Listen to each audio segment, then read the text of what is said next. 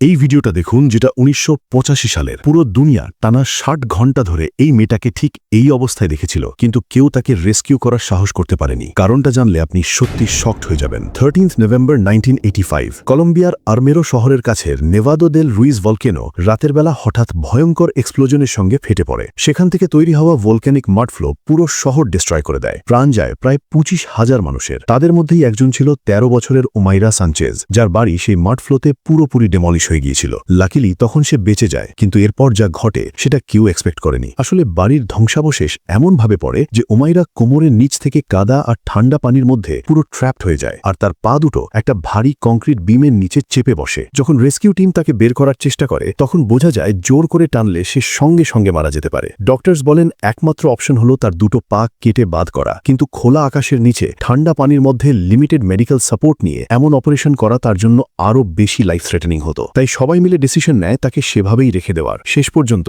উমাইরা নিজের সঙ্গে লড়াই করতে করতে ৬০ ঘন্টা পর 16 নভেম্বর 1985 পুরো দুনিয়ার চোখের সামনে তার ডেথ হয় এবং কেউ তাকে বাঁচাতে পারেনি।